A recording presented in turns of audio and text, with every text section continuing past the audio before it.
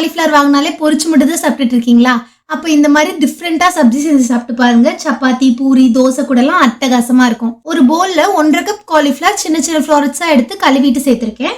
இது கூடவே 1/4 கப் தயிர், 1/2 டீஸ்பூன் உப்பு, 1/4 டீஸ்பூன் மஞ்சத்தூள், 1/2 டீஸ்பூன் மிளகாத்தூள், 1/2 டீஸ்பூன் சீரகத்தூள், கொஞ்சமா கசூரி மேத்தி சேர்த்து நல்லா கலந்துட்டு 1/2 மணி நேரம் மேரினேட் பண்ண வச்சிருங்க.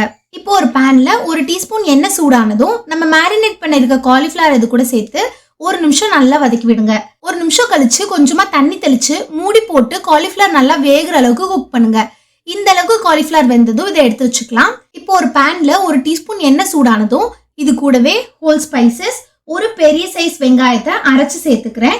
1 டீஸ்பூன் இஞ்சி பூண்டு பச்சை மிளகாய் பேஸ்ட் சேர்த்து நல்லா பச்சை வாசனை போற அளவுக்கு நல்லா வதக்கி விடுங்க.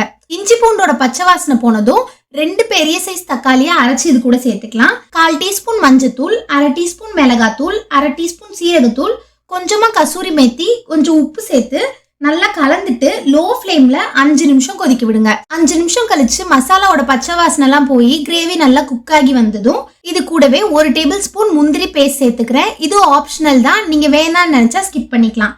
கொஞ்சமா தண்ணி சேர்த்து கலந்து விட்டுக்கோங்க. மசாலா இந்த மாதிரி நல்லா கொதிச்சு வர ஆரம்பிச்சதும் நம்ம வேக வச்சிருக்க காலிஃப்ளவர் இது கூட சேர்த்து இன்னொரு 1 நிமிஷம் குக் பண்ணுங்க. கடைசியா கொஞ்சோண்டு கொத்தமல்லி இலை தூவி கலந்துட்டு சர்வ் பண்ணீங்கன்னா சூப்பரான காலிஃப்ளவர் சப்ஜி ரெடி. கண்டிப்பா ட்ரை பண்ணி பாருங்க.